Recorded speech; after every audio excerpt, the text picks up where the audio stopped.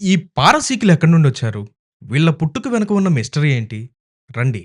నేటి మోడర్న్ హిస్టరీని పక్కన పెట్టి, మానవ చరిత్రకే మూల గ్రంథమైన బైబిల్ ద్వారా ఇన్వెస్టిగేట్ చేద్దాం. పరిశుద్ధ గ్రంథంలోని ఆదికాండము 10వ అధ్యాయం 22వ వచనం ఓపెన్ చేస్తే, జలప్రళయం తర్వాత నోవాహు కుమారుడైన షేము ఫ్యామిలీ ట్రీ కనిపిస్తుంది. ఆ షేముకు పుట్టిన పెద్ద కొడుకు పేరు ఏలాము. ఈ ఏలాము సంతానమే బైబిల్లో చెప్పబడిన పారసీకులు. భౌగోళికంగా చూస్తే ఈ ప్రాచీన ఏలాము ఎక్కడుందంటే, ప్రస్తుత సౌత్ వెస్టర్న్ ఇరాన్లోని కుజస్థాన్ అనే ప్రాంతమే నాటి ఏలాము. వీరినే చరిత్రకారులు ఇండో ఇరానియన్లు అని కూడా అంటారు. వీరు నివసించిన ఆ మహాభూభాగాన్నే ప్రపంచం పర్షియన్ సామ్రాజ్యం అని పిలిచింది.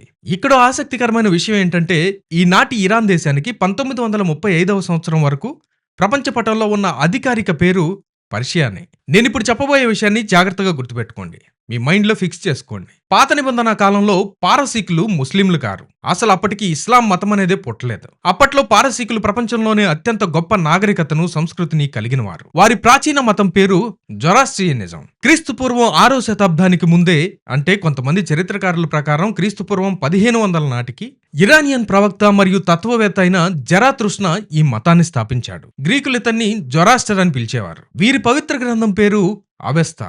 మనకు బైబిల్ గ్రంథం ఎలాగో వాళ్ళకి అవెస్తా అలాగనమాట. మన భారతదేశంలోని వేదాలకు ఈ అవెస్తా గ్రంథానికి చాలా దగ్గర పోలికలు ఉంటాయి. ఈ మతంలో కాన్సెప్ట్ ఉంది.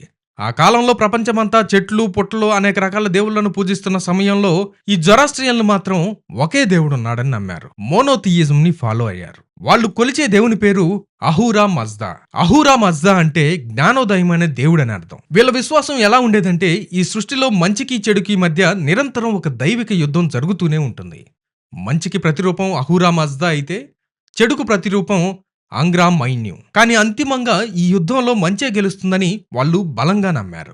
సృష్టిలో ఏది జరిగినా దానికి కర్మ లేదా స్వయంకృతాపరాధం కారణం కాదని, మనిషికి దేవుడిచ్చిన ఫ్రీవిల్ ద్వారానే అతను మంచి వైపు వెళ్తాడా లేక చెడు వైపు వెళ్తాడా అని నిర్ణయించబడుతుందని వాళ్ళు నమ్మారు. అంతేకాదు, దేవుని స్వచ్ఛతకు, పరిశుద్ధతకు మరియు వెలుగుకు గుర్తుగా వాళ్ళు అగ్నిని పవిత్రంగా భావించి పూజించేవారు. అందుకే వారిని అగ్ని ఆరాధికులు అంటారు.